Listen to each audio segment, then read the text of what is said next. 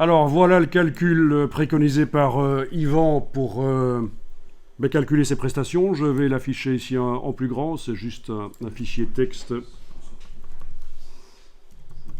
Voilà. Donc, quel tarif horaire pratiquer? Vous devez déterminer le salaire mensuel net que vous voulez vous octroyer. Net.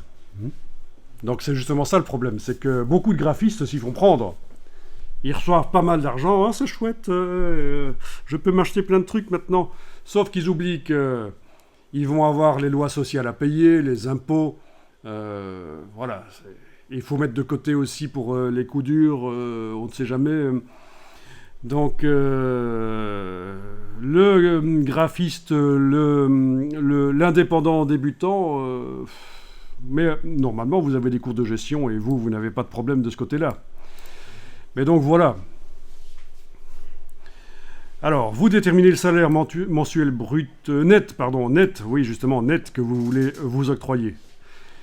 C'est-à-dire après le salaire vraiment que vous avez en main, quoi. Vous multipliez ce montant par 2, cela correspond plus ou moins à vos charges professionnelles. Vous ajoutez 10% au total, ça correspond à vos congés et vos jours sans boulot. 10% c'est optimiste. Vous ajoutez le montant mensuel de vos frais de fonctionnement, location de bureau, électricité, chauffage, téléphone, eau, voiture, assurance, ordinateur, logiciel, maîtresse, taxes diverses, etc. Hein, maîtresse? Non, il n'avait pas écrit ça. Vous seriez surpris à quel point ça coûte cher. Je dis pas d'expérience, hein, mais je connais des gens qui ont laissé leur culotte dans tous les sens du terme. Vous obtenez un montant global.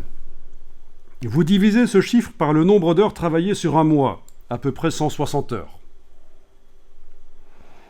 Ok. Vous obtenez votre tarif horaire. C'est votre prix hors TVA, vous ajoutez 21% pour la TVA sur votre facture. Un graphiste débutant pratique souvent des prix cassés. Soyez prudent car votre client se souviendra du prix de vos débuts. Exemple, salaire de 2000 € net, donc le salaire dans votre portefeuille. Vous multipliez par 2, ça vous fait 4000, vous ajoutez 10%, 4400, le montant des charges, 1200, c'est un exemple. Vous obtenez donc une somme de 5600 €. Tarif horaire divisé par 160 heures sur le mois. Vous obtenez un tarif horaire de 35 €. C'est ce que vous devez pratiquer. Et après, en fonction de votre souhait personnel, vous remplacez les chiffres par autre chose, les chiffres de départ, et vous obtiendrez votre salaire mensuel. Certains travaillent plus que 160 heures, pardon. Certains travaillent plus que 160 heures par mois. Il y en a qui travaillent 80 heures par semaine.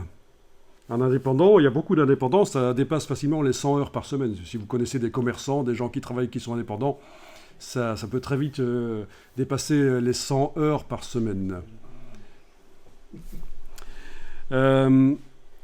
Vous voulez peut-être moins de salaire mensuel net parce que vous n'avez pas de charges, parce que vous ne devez pas payer le logement pour une raison X ou Y, etc. Donc vraiment, c'est une base de calcul. C'est une base de calcul avec l'exemple là. Donc ce serait intéressant que vous le fassiez